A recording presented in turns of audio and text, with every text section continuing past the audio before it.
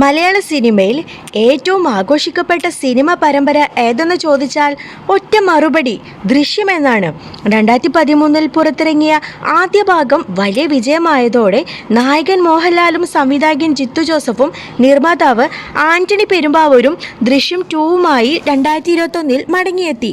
ഇന്നിതാ block buster ചിത്രത്തിന്റെ 3ാം ഭാഗം ഔദ്യോഗികമായി പ്രഖ്യാപിച്ചിരിക്കുകയാണ് മൂവർ സംഘം.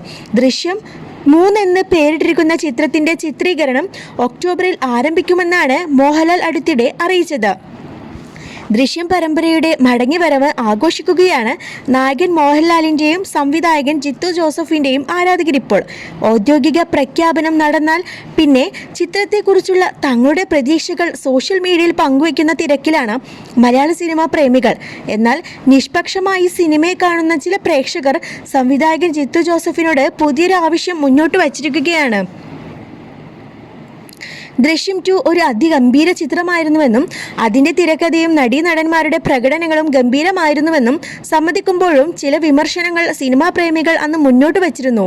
അതിൽ പ്രധാനമാണ് ചിത്രത്തിന്റെ സിനിമാ ഫോട്ടോഗ്രാഫിയും സംഗീതവും.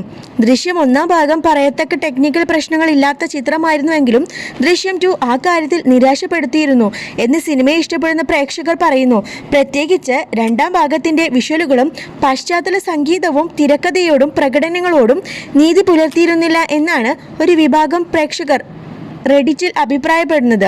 ദൃശ്യം 2 OTTയിൽ വന്ന ചിത്രമായാണ് കൊണ്ടാണോ അതിന്റെ വിഷ്വൽസ് ഇത്രയും കാലഹരണപ്പെട്ടതായി തോന്നുന്നതെന്നും ആരാധകർ ചോദിക്കുന്നു.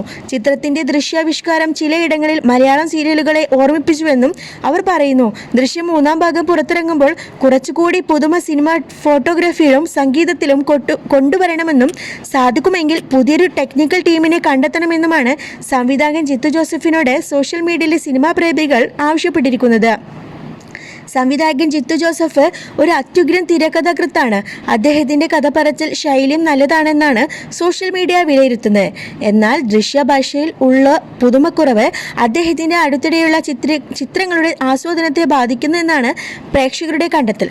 ദൃശ്യം 2 മാത്രമല്ല 12th മാൻ, കുമർ, നേര് തുടങ്ങി ജിത്തു ജോസഫിന്റെ പ്രശംസകൾ പിടിച്ചുപറ്റിയ ചിത്രങ്ങളിൽ എല്ലാം നല്ല സംഗീതത്തിന്റെയും സിനിമാ ഫോട്ടോഗ്രാഫിയുടെയും കുറവുണ്ട്. ഇത് ദൃശ്യം 3ൽ സംവിധായകൻ പരിഹരിക്കുമെന്നാണ് പ്രേക്ഷകരുടെ പ്രതീക്ഷ. 2013 ഡിസംബറിലാണ് ദൃശ്യം തിയേറ്ററുകളിൽ എത്തിയത്. സ്വന്തം കുടുംബത്തിനായി ഏതറ്റം വരെയും പോകാൻ തയ്യാറായ 4ാം ക്ലാസ് പഠനം മാത്രം കഴിഞ്ഞ ജോർജ് കുട്ടിയായി മോഹൻലാൽ തകർത്ത് അഭിനയിച്ച ചിത്രം മലയാള സിനിമയിലെ ഏറ്റവും മികച്ച ഫാമിലി ത്രില്ലറുകളിൽ ഒന്നായി മാറി. മലയാളത്തിലും മറ്റു ഭാഷകളിലും രാജ്യങ്ങളിലും ഈ ചിത്രം റീമേക്ക് ചെയ്യപ്പെട്ടു. ഇത് ദൃശ്യം 3 മലയാളത്തിൽ ഒരുങ്ങുമ്പോൾ ഒരേ സമയം ചിത്രത്തിന്റെ അജയ് ദേവ്ഗൺ നായകനായ ഹിന്ദി റീമേക്കിനും 3ാം ഭാഗം ഒരുങ്ങുകയാണ്. 2 ചിത്രങ്ങളും ഏതാണ്ട് ഒരേ സമയം തിയേറ്ററുകളിൽ എത്തുമെന്നാണ് പ്രതീക്ഷിക്കുന്നത്.